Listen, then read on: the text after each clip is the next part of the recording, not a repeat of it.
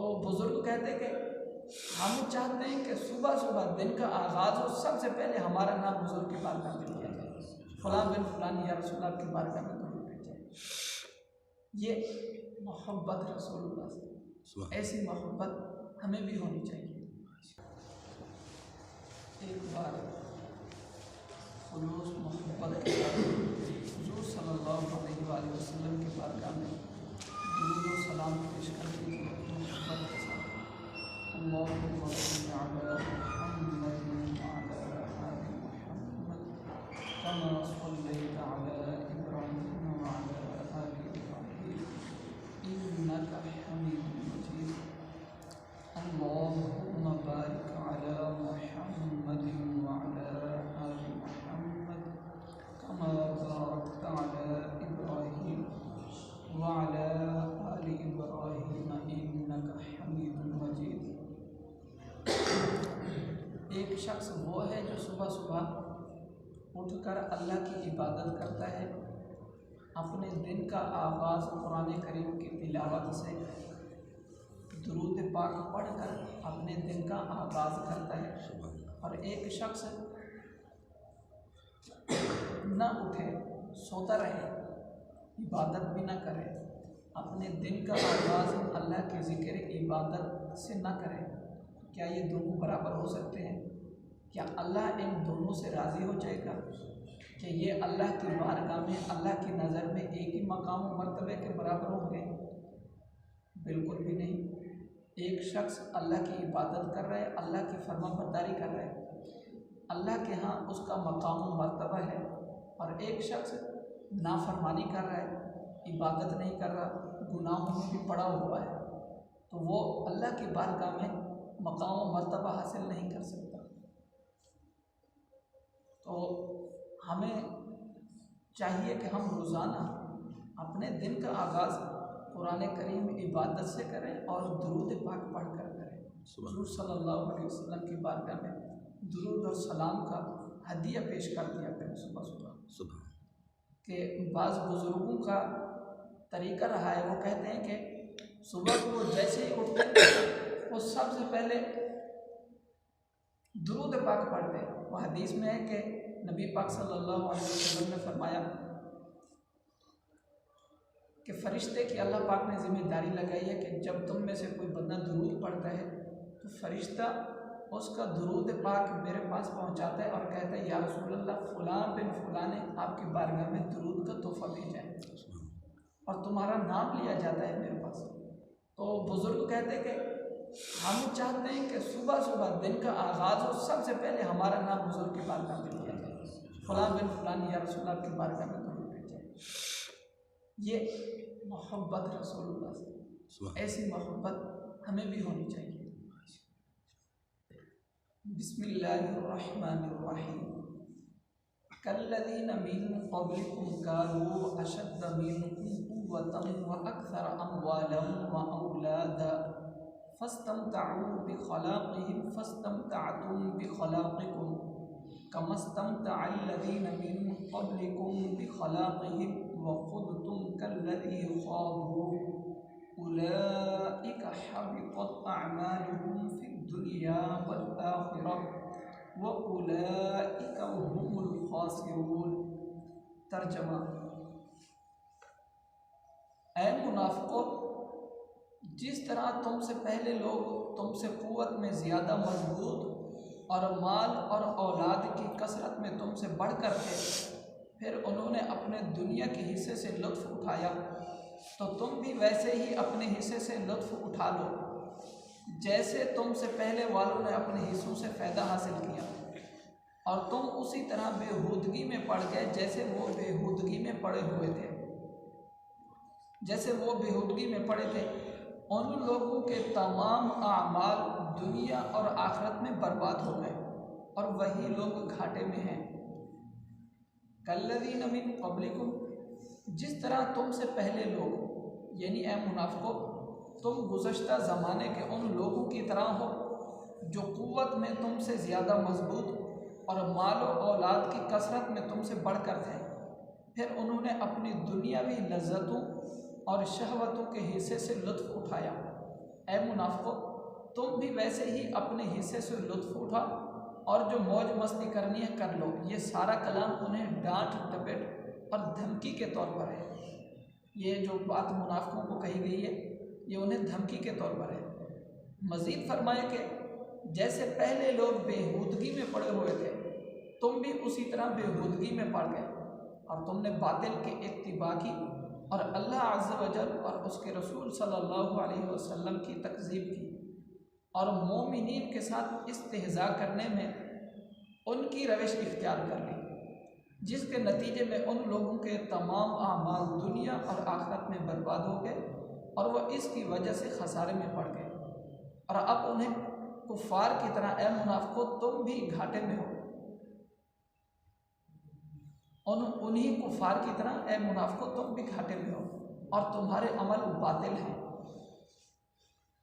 माल और दौलत और अफरादी कुव्वत की ज़्यादती कामयाबी की अलामत नहीं। इस आयत से मालूम हुआ कि दुनियावी माल और दौलत की कसरत और अफरादी कुव्वत की ज़्यादती कोई कामयाबी की अलामत नहीं, बल्कि अल्लाह की बारगाह में कामयाबी ईमान और तकवा परहेज़गारी पर है। ईमान, तकवा और परहेज़गारी के साथ है। एक मकाम पर अल्लाह ताला इरशाद फरमाता है सूरत सबा के अंदर, वमा अम्वालुकुम वला औलादुकुम बिल्लती तुक़र्रिबुकुम इंदना ज़ुल्फ़ा इल्ला मन आमन व अमिल स्वालिहा फ़उलाइका लहुम जज़ाउद दिअफ़ि बिमा अमिलू व हुम फ़िल ग़ुरफ़ाति आमिनून। तर्जमा, और तुम्हारे माल और तुम्हारी औलाद इस काबिल नहीं कि तुम्हें हमारे करीब कर दें, मगर वो जो ईमान लाया और उसने नेक अमल किया वो हमारे करीब है। उन लोगों के लिए उनके आमाल के बदले में कई गुना जज़ा है और वो जन्नत के बाला खानों में अमन और चैन से होंगे। अलम यअतिहिम नबउल्लज़ीना मिन क़ब्लिहिम क़ौमि नूह व आद व समूद व क़ौम इब्राहीम व अस्हाब मदयन वल मुत्तफ़िकात अततहुम रुसुलुहुम बिल बय्यिनात फमा कान अल्लाहु लियज़लिमहुम वलाकिन कानू अनफुसहुम यज़लिमून।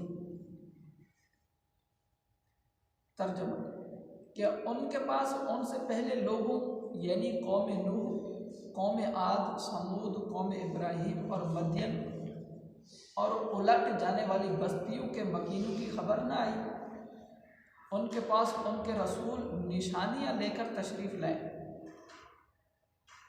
उनके पास उनके रसूल रोशन निशानियां लेकर तशरीफ़ लाए, तो अल्लाह उन पर जुल्म करने वाला न था, बल्कि वो खुद ही अपनी जानों पर जुल्म कर रहे थे। क्या उनके पास उनसे पहले लोगों की खबर न आई? यानी ए मुनाफिको, यानी मुनाफिकों को गुजरी हुई उम्मतों का हाल मालूम न हुआ कि हमने उन्हें अपने हुक्म की मुखालफत और अपने रसूलों की नाफरमानी करने पर किस तरह हलाक किया। कौम नूह जो तूफ़ान से हलाक की गई और कौम आद जो हवा से हलाक की गई और कौम समूद जो जलजला से हलाक किए गए, कौम नूह जो तूफ़ान से हलाक की गई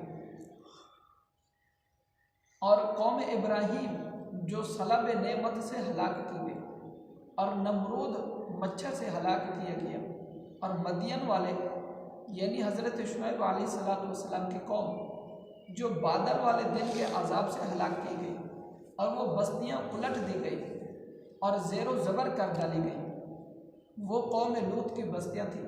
अल्लाह ताला ने इस आयत में उन 6 का जिक्र फरमाया, इसलिए कि बिलाद शाम और इराक़, यमन जो सरज़मीन अरब के बिल्कुल करीब है, ये बड़े बड़े मुल्क शाम, इराक़, यमन ये अरब के करीब हैं, इनमें हलाक शुदा कौमों के निशान बाकी हैं और अरब लोग इन मकामात पर अक्सर गुज़रते रहते हैं, तिजारत के लिए आते जाते रहते हैं, वैसे भी आते हैं। तो फरमाया कि क्या तुम्हें उनके बारे में मालूम नहीं है?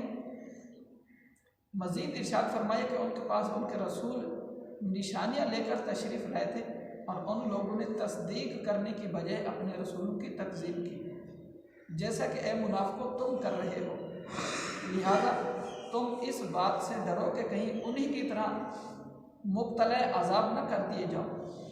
साबिका लोग अपनी बदआमाली की वजह से बर्बाद हुए और अल्लाह अज़्ज़ व जल उन पर जुल्म करने वाला न था, क्योंकि वो हकीम है, बग़ैर जुर्म के सज़ा नहीं फरमाता, बल्कि लोग ख़ुद ही अपनी जानों पर जुल्म कर रहे थे कि कुफ़र करके और अम्बिया किराम अलैहिमुस्सलातु वस्सलाम को ना मानकर अज़ाब के मुस्तहिक़ बने। अल्लाह पाक से दुआ है जो कुछ हमने सुना उसको समझ कर अमल की तौफीक अता फरमाए। आमीन बिजाहि नबी सल्लल्लाहु अलैहि वसल्लम। पिछले इतनी कई सारी आयातों में मुनाफिकीन के बारे में जिक्र हुआ। मुनाफिकीन के काम बताए गए, निशानियाँ बताई गई, अलामात बताई गई मुनाफिकीन के। फिर उसके बाद उनकी सज़ा बताई गई कि उन्हें सज़ा क्या मिलेगी। फिर उन्हें डराया गया कि अपने अमल, अपने गलत रविश से बाज आ जाओ, अपनी इस रविश को ख़त्म करो और पिछली कौमों को याद करो जिन पर अल्लाह के अज़ाब आए। अब तुम क्या करो, सुधर जाओ। इसके इन आयातों के बाद अब आगे मोमिनीन का जिक्र है। जो मोमिन लोग हैं उनकी निशानियाँ, उनके काम, मोमिन की क्या निशानियाँ हैं, मोमिन कौन कौन से अच्छे काम करता है और मोमिन को अल्लाह पाक क्या बदला अता फरमाएगा, वो आगे की आयातों में इंशाअल्लाह कल के दर्स में होगा। बिस्मिल्लाहिर्रहमानिर्रहीम। अल्हम्दुलिल्लाहि रब्बिल आलमीन वस्सलातु वस्सलामु अला सय्यिदिल अंबिया'i वल मुरसलीन। जज़ल्लाहु अन्ना मुहम्मदन मा हुवा अहलुहु। अल्लाहुम्मा रब्बना आतिना फिद दुनिया हसनह व फिल आखिरति हसनह व क़िना अज़ाबन नार व क़िना अज़ाबल क़ब्र व क़िना अज़ाबल हश्र व क़िना हिसाबल मीज़ान। अल्लाहुम्मा अर्हमना फ़इन्नका ख़ैरुर राहिमीन। अल्लाहुम्मा अंसुरना फ़इन्नका खैरुन नासिरीन। इन्नल्लाहा व मलाइकतहु युस्वल्लूना अलन नबी या अय्युहल्लज़ीना आमनू सल्लू अलैहि व सल्लिमू तस्लीमा।